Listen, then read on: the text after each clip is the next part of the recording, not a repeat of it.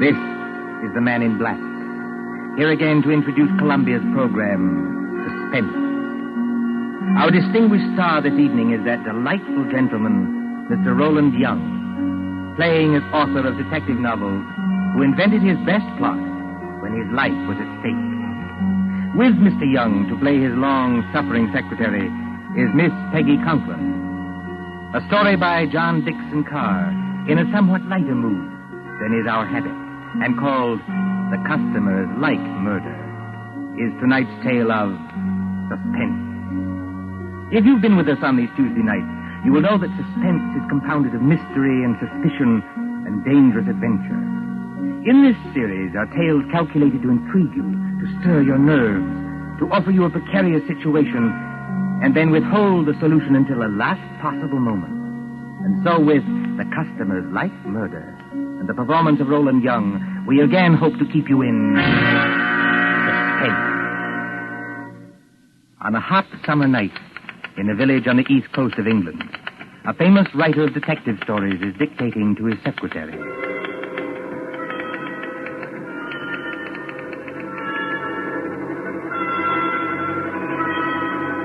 You have all heard of Mr. Gerald Hawkstone, celebrated author of Murder on the Woolsack, Aconite at the Admiralty, Who Shot the Prime Minister, and other thrillers which have held us past the midnight hour.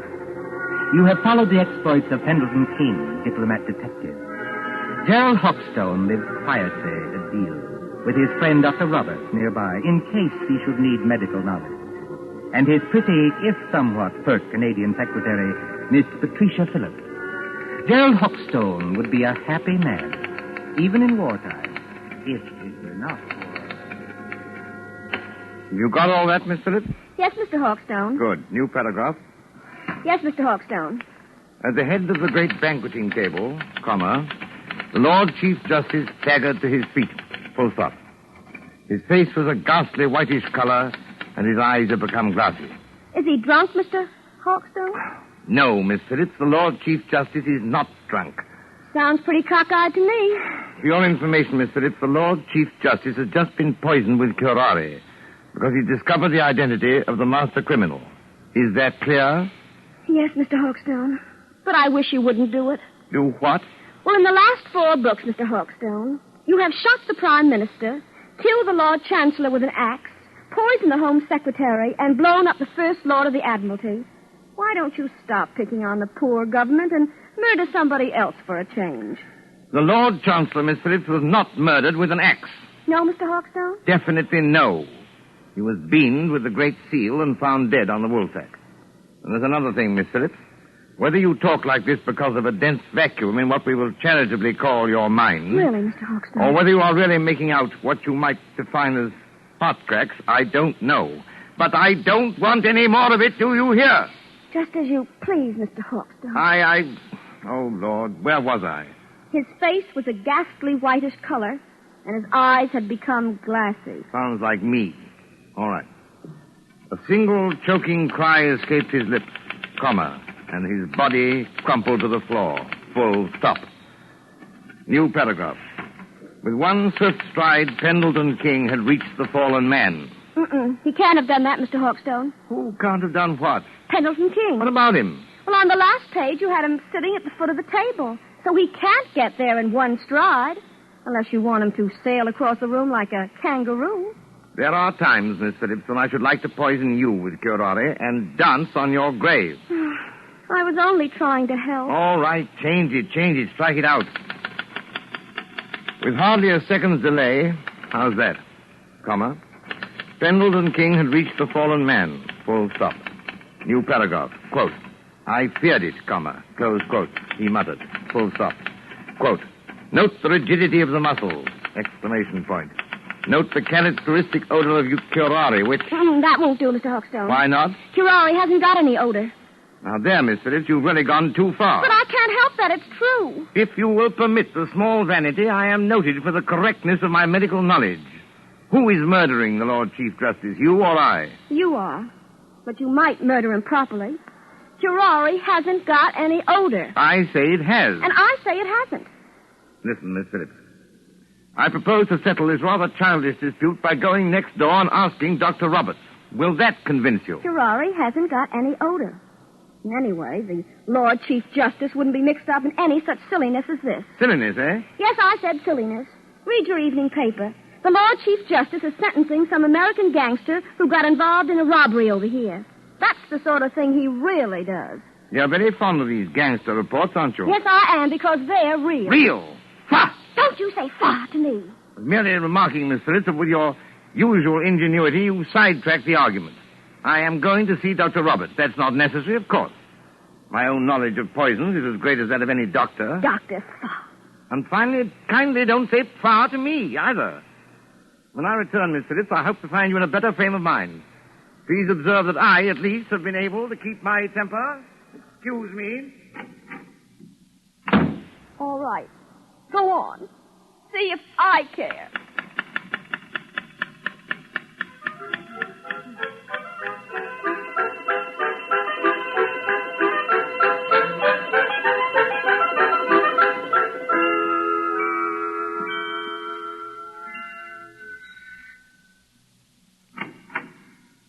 Oh, excuse me, but... Good evening, Mr. Hawkstone. Good evening, Mrs. Roberts. May I come in? Of course. Mind the blackout curtain. My, isn't it hot and stuffy tonight? Rather close, yes. Is the doctor in? I'm afraid he isn't, Mr. Hawkstone, but I expect him back any minute. Oh, out on a call? No, I'm almost certain he isn't, because that's his medicine case and stethoscope there on the table. I think he's just gone up the road to get some tobacco. Do you mind if I wait? Not at all.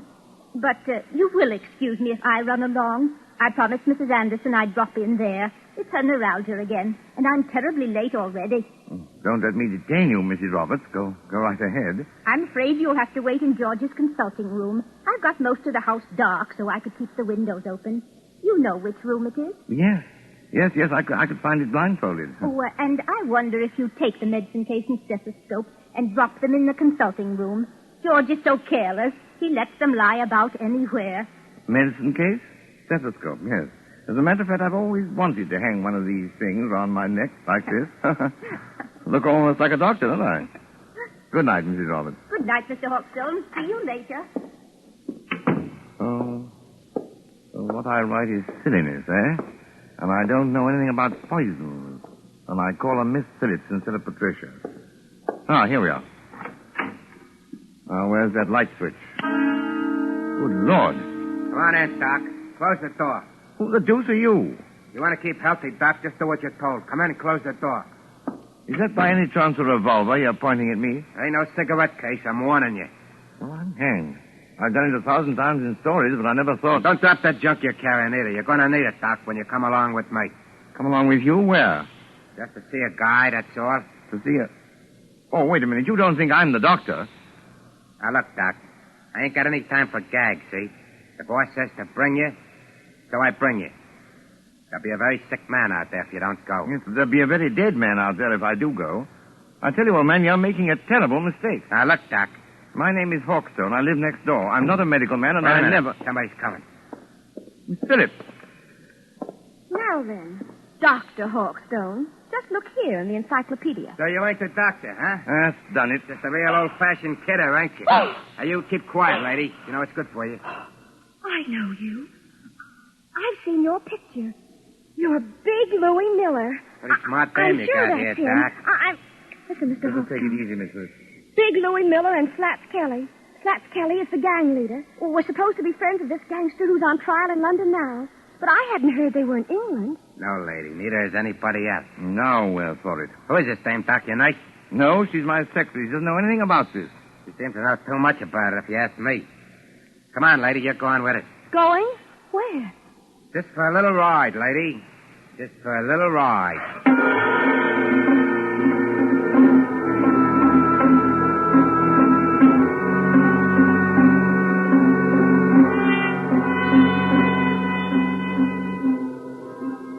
Far out from the village, in flat and miry swampland where pools of stagnant water gleam under the moon, stands the old Rutherford house. It is a desolate place, a on the track of Field Marshal Goering's bombers when they crossed the coastline. But there are no searchlights here, and no guns.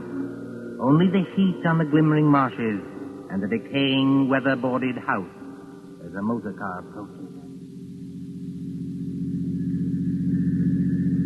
Drive straight ahead, Doc. Right around to the back of the house. Remember, I still got this rod against the back of your neck. As a matter of fact, Louis, I'm rather enjoying this. All except the murder. What murder? We ain't gonna bump anybody off. Maybe not you, old boy, but I am. Just wait till I get at your patient. I don't see how you can joke about this. I'm not joking, Miss Phillips. If Louis won't tell us what's wrong with the patient... Whenever you mind the patient, Doc, you just drive around here. Here, whoa. So... Right here. Oh. So this is the enchanted castle, eh? Climb out of here. Walk ahead of me over to that house. Come on, Miss Phillips. That's right, lady. You too. Come on. Hey, hold on, Doc. Grab a can of this cleaning fluid here. You can help me carry it in. Cleaning fluid? Yeah, there's 2 cans of it. If I can carry one, then I need my other hand for this rod. Come on. We ain't got all night. Get it out of the back seat. Professionally, this is a little out of my line of duty. What do you want with the cleaning fluid? The boss's suits get all messed up, so I clean them for him. I play nursemaid and everything around here. Come on now. Straight ahead. Stop asking questions. You got this place blacked out, Louis. If the police don't get you, the air raid warden will. Forget it, Doc. We got this place so sealed up, you can hardly breathe inside. In here? That's right, lady. Go ahead. I'll close the door. I can't see, old boy. Which way? Here. Set that can down and follow me. You too, lady. Right here, with the curtains hanging over the door. Now, I want you to meet the boss. So I open the curtain like this. Howdy, Doc. Come right in. Glad to see you. I've been expecting you. Glad to see you, old man. I imagine you're the celebrated Mr. Kelly. That's me, Doc. Slaps Kelly to you. Glad to see you taking this nice and friendly. Louis, what's the idea of bringing in the dame? I couldn't help it, boy. How? She says nice, see? She was with him, and she knew who I was. She did, eh? I don't know anything. All I want to do is to go home. That's all right, sister. You'll go home all nice and friendly. As soon as I've had a little talk with the doctor. A talk about what? Well, we're not what you might call comfortable here, Doc. Well, we've got flashlights, canned food, plenty of liquor, portable radio that works on a battery. So we managed to get along. You know what I mean? I said a talk about what? Well, that's it. That's what I'm going to tell you. We pulled a snatch, see? You pulled a snatch? He means they kidnapped somebody. That's right, sister. You speak English. May I ask who was snatched? Well, I'll tell you, Doc, because it'll have you a big laugh. The guy we snatched was the big shot you call the Lord Chief Justice. You snatched the Lord Chief Justice? We sure did, Doc, and his clerk, too. They're in the room right over there. Shut your trap, Louis. I didn't mean nothing, boss. I was only Did trying you hear me say shut your trap? Okay. But look here, what was the idea behind this snatch? Well, I'll tell you, Doc. We got a pal, see? Well? Dominic Forelli, his name is. He's up on a grand larceny rap, and Forelli don't like grimy jails. He don't like 'em at all. Besides, the dirty little rat owes me 14 G's. So what do? Snatch the Lord Chief Justice, apparently, but why? Because the mouthpiece back home tells me long ago that a man can't be sentenced except for the judge that tried him. And the Lord Chief Justice is the judge who tried Dominic Forelli, is that it? That's right, Doc. But it ain't the main thing. This Chief Justice is a pretty important guy, see? So, what do? We write to the cops and say, now, look, we got the old bird in a place where you'll never find him, and if you want to keep things nice and friendly, just spring Dominic Forelli. Spring him? Turn him loose. Sure. Spring Forelli, and you'll get the old judge back in one piece. If you don't do it, you'll get him back with his head as full of holes as a Swiss cheese. And we're not kidding. This is horrible. I can't stand it. Take it easy, sister. Take it easy. You know, Slats, I admire you tremendously. You do, Doc. Why? Because you've invented a crazier idea than I ever did. Just what do you mean with that crack, Doc? You don't honestly think the government will make a bargain with you. I sort of think they will, Doc. I sort of think they will. But what if they don't? It'll be just too bad for a lot of people. You know what I mean? Why wouldn't I like to give that judge a going over? Louis got a sort of a grudge against the old guy, Doc. Well, wouldn't you have? Louis' temperamental, see? He gets bored easy. So he says to the old guy and his clerk, he says, can you play poker? Judge says, sure. So they play poker from 6 in the evening to 5 in the morning. What do you know? If the old judge don't win all Louis' dough. They rung in a cold deck on me. That's how they done it. They're a couple of crooks. Are you accusing the Lord Chief Justice of playing poker with marked cards? He won my dough, didn't he? Shut up, Louis. Okay, boy. Not that I blame Louis much. The things I've had to take from that judge. Well, that's where you come in, Doc. I was just wondering about that. Which of one of them is... Hurt? There's nobody hurt. Not yet. Then what the devil do you want with me? I want them kept quiet so they don't keep trying to escape. We can't get tough with them, not until I get Forelli and my 14 Gs. And I want you to give them a hypodermic or something that'll keep them out cold for 2 days. Can you do that? Why, yes, I don't know. I suppose I could. Mr. Hawkstone, for heaven's sake, be careful. Now, what do you use to dope them? Well, under the circumstances and considering all the factors involved, I think I should use morphine. Have you got any morphine in that black satchel? Oh, yes. Plenty of morphine. I always go about equipped for these little emergencies. Well, then open the satchel. Come on, open it. Well, there you are. Dozens of little bottles, anyway. Now then, Doc, which one of them bottles is the one that has the morphine in it? The fact is, Slats... Come on. Which one is it? Listen, boss. Louis, how many times do I have to tell you to shut up? Yeah, but it's the midnight news. The news on the radio. You said you wanted to hear it. It's after midnight now. Why didn't you tell me? It's all right, boss. I switched the radio on. Well, then keep quiet, all of you. A couple of seconds now, you're going to hear some mighty sweet news. I wonder. So do I. Quiet. The Lord Chief Justice. Hey, that's us, ain't it? The kidnappers, stated Superintendent Hadley of the CID, seem to entertain a belief that no sentence can be passed on a criminal except by the judge who tried him. Whatever may be the law in certain American states, this is not the case here. Dominic Forelli, alias Dominic Stevens, was today sentenced by Mr. Justice Stoneman to 14 years hard labor and this evening entered Dartmoor prison. Why, that One moment, please. double-crossing lawyer told me... Take it easy, boy. Take it easy. Kelly, he's as white as a ghost, and his mouth is twisting back as though... Here is a bulletin just received. Scotland Yard flying squad cars, assisted by the constabulary of a county which for obvious reasons cannot be named, are closing in on the two kidnappers believed to be men already wanted in the United States for murder. That's us, boss. Should anyone who has any further information about these men, whose descriptions follow, communicate with New Scotland Yard, telephone number Whitehall 1212... Wait till I get my hands on it. That's all right, boss. Everything's all right now. I turned it off. Can't do more than turn it off, Louis. I'll fix that thing. Hey, what are you going to do, boss? Hey, don't bust the radio. Hey. Oh, you hadn't ought to bust the radio, boss. Now we can't get any news. We've had our news, Avery. Come on, put that light out. I want to look out the window.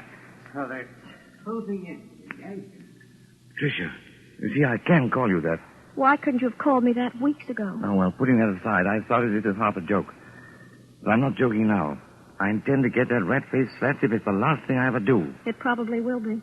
But how are you going to? First, Pendleton King, my dear. He's got out of worse scrapes than this. 14,000 bucks gone. And the cops on our tail while we stand here yapping.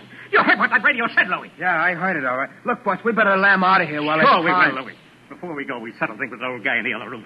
You can't get away with it, Louis. This is England. They'll hang you. So what? We got a murder rap for facing the States, ain't we? And I just as soon hang as fry. What about you, Louis? You said it, boss. Let me take this rod of mine, stick it against the back of the old guy's neck, and... No. No ride. That's too easy. Easy? Sure. One slug and it's all over. This guy rates special treatment. And that's where the doctor comes in.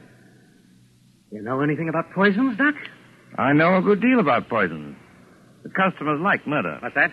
Oh, nothing. Just a slogan in my profession. Look, Louis, do you remember the time Johnny Presco was running the old Third Avenue Social Club? Yeah? And Mike Delaney talks out of turn? And they feed him some white stuff called strychnine? Oh, yeah. And sit around and light cigarettes and watch him die. It took 4 hours, Doc, and you could hear the rats screaming as far as 81st Street. Now, wait a minute, Slats. You can't... I can't, huh? We'll see. You got any of that white stuff, Doc? Well, Come on, I you've might. got I something don't in know. that bag that'll make the old guy squeal now, haven't you? Why, yes, I suppose I have, but... Listen, get this sure. You can do it the hard way, Doc, or you can do it the easy way. Louis gets to work on you. Maybe you'd be smarter to hand the stuff over right now. What do you say? Listen, boy. Listen. What's the matter, Slats? Troubled by the heat? It is hot in here with all the windows sealed up. That sounds like planes. It is planes. British planes going over to put the heat on Germany? No such luck, old boy. German planes coming to bomb us. About a dozen Heinkels, flying 20,000 feet up. Mm-hmm. Very keen ear, Miss Phillips. I'd say not over 15. That's the first wave set. There'll be another wave in a minute or two. But you needn't be alarmed. They're going somewhere else. They only... Duck, Louis, duck! The way I heard you forced them under the table already. Only a little visiting card set and fully a quarter of a mile away. Put out that light, Why Louis, and bother? pull that curtain back off the window. Yeah, but what's it? See what you can see. Okay. Do as I tell you, Big Luck. All right. They can't see a thing. The sky's as black as pitch. Oh, look over there. Well, what is it? It's a light, boy. Funny kind of a white light. Up there over the trees. It's not very steady. It starts and then dims, and then it starts and dims. Only a basket of incendiary bombs, Louis. Incendiaries, eh? What is it, Jerry? You got an idea? Louis, this is just what we've been waiting for. Those Scotland Yard cars are going to get held up until we can settle things with those guys in the other room. Come along with me. Why don't you two lugs get smart? Jerry. What's that? You don't want to have your neck cracked on a rope, do you? Or burn in the electric chair back home? What are you getting at? Why not take advice from somebody who's been killing people in a professional way for 15 years? I'm not in the mood for gags, Doc, but keep on talking. This Lord Chief Justice and his clerk, what do they look like? Well, the judge is a little guy with a bald head like me. And the other one is a big guy with a punch-drunk pan like Louis. Why? I thought so. I've seen their photographs. When the next wave of planes comes over, and it will, why shouldn't an incendiary bomb hit this house? You mean you think it ain't too safe here? Be quiet, Louis. Go ahead, Doc. In other words, you leave the Lord Chief Justice and his clerk tied up in the other room. Then all you have to do is to set fire to the place. Justice cheated, Medlington gangsters die and blaze. Jerry Hawkstone, have you gone crazy? They may catch you eventually, yes. But it'll give you a few days' start. Hey, maybe you got something there, Doc. And it's got to look good. This house must go up like a piece of paper in a furnace, past any possibility of being put out. Yeah, and that's the catch. Why so? Well, this house is in the middle of a swamp, see? It's as damp as your own climate. You couldn't make it burn with a blowtorch. Oh, yes, you could. Aren't you forgetting the cleaning fluid? Cleaning fluid? In that other room, you've got 2 gallons of cleaning fluid. That's benzene, a derivative of petrol. Soak every inch of the floor of that room with it, every inch of it, mind, and the place will go up like tinder. Well, it's worth a try, Louis. Turn on your flashlight. Okay, boss. And, what about you two, Doc? Afterwards? We're accessories, aren't we? Are we likely to talk? Better put a couple of slugs in them, boss, and drop them on the road. What's 1 or 2 more bumps in a spot like this? Maybe you're right at that. Well, anyway, Doc, thanks for a swell idea. You heard what the doc said, Louis. Get going with that cleaning stuff. Both of you had better do it, I'm warning you. Oh, why? Hear that? Because there isn't much time. Here they come. You can't have a fire start after the last wave of planes has gone over. Well, maybe you got something there, too. But I'll just take a little precaution first. What are you going to do? These are handcuffs, sister. 2 of the neatest pair of cuffs we ever swiped off a dumb cop. Now, I'll just lock your arms around the back of the chair, like this. And the doc's arms around the back of his chair, like this. And we'll get going. Come on, Louis, through the curtain. Okay, I'm coming, boss. Bye-bye, Mr. Hawkstone, and your lady friend. Be seeing you in the funny papers. Or in the morgue.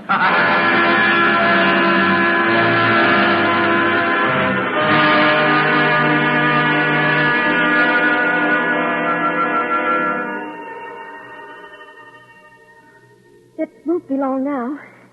They must have everything in there soaked with that benzene by now. Jerry, I know you can't be completely crazy. Many thanks, my dear, for the qualification. You're right. They have soaked the place with benzene. And if they strike a match before... I know you've got some kind of a scheme, but do you think it'll work? I don't know, my dear. I thought of it once for a story. Oh, you and your story. Me and my stories, as Louis will put it, may save our hides yet. But suppose it doesn't work. Then we're done for. What are you trying to do? There's a place to miss, boss. Listen, Patricia. It's not working. But it's got to work. What's got to work? 4, no, 5 minutes. Must be at least that. They've been pouring out that benzene an inch at a time all over the... What's the matter? Listen. What's the matter, you big lad? Can you stand up? Got me, boss. It's working, Patricia. I think our friends are licked. No, they're not. Slaps is coming back. What dirty trick are you? Trying to pull, Doc? What's the matter with Louis? What's the matter with me? You've lost the game, Slats. You're finished. Okay. I'm finished, am I? It's the benzene fumes, old man. To pour out a lot of cleaning fluid in an airtight room like that one is practically certain death. You know, Slats, you ought to learn more about crime. No, you won't, Slats. You can't reach your gun. The fumes have got you. You can't move your arms or legs. Your eyesight's going. In 1 second more, you'll be... Got him. Dead to the world. You mean, It worked, Patricia. It's practical. It worked. are you trying to tell me that you killed those two men? Not necessary. Listen, That sounds like cars. probably police cars. We're just about to be sensationally rescued, just like fiction. Jerry. Jerry. Come on out of there. Come on in and get us, you lug. Don't talk like Louis or we'll get a bullet through the head yet. Yes, that is a thought. We're prisoners. We're victims. This way, please. Mr. Sergeant, and I was never so glad to see a uniform in my life. Here now. What's going on in this place? Louis Miller knocked out in that room? And blimey, if it's not Slats Kelly knocked out in this room. Just a couple of mugs I polished off, Sergeant, all in the day's work. You mean they're dead? They'll be all right if you drag them out in the open air. Oh, I recognize you. You're the writer who was kidnapped tonight. Yes, and you will find the other snatches in that room. But first of all, have you got a key that'll unlock regulation police handcuffs? I certainly have, sir, and I'll get you loose in a jiffy. Never mind me, Sergeant. Never mind my handcuffs. Get this lady free. She's the one I'm concerned about. You know, that's awfully kind of you.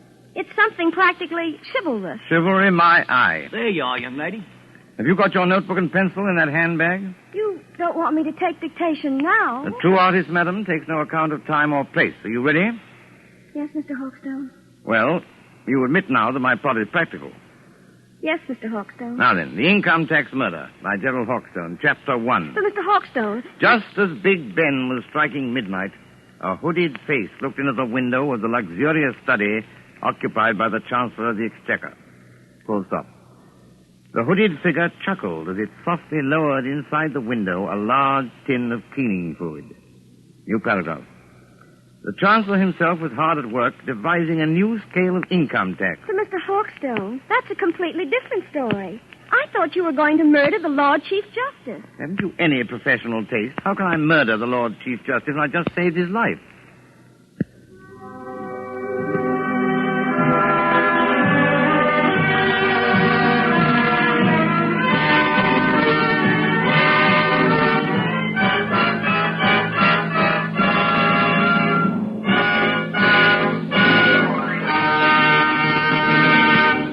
And so ends The Customers Like Murder, starring Roland Young with Peggy Conklin. Tonight's tale of suspense. This is your narrator, the man in black, who conveys to you Columbia's invitation to spend this half hour in suspense with us again next Tuesday, same time, when our story will be The Dead Sleep Lightly.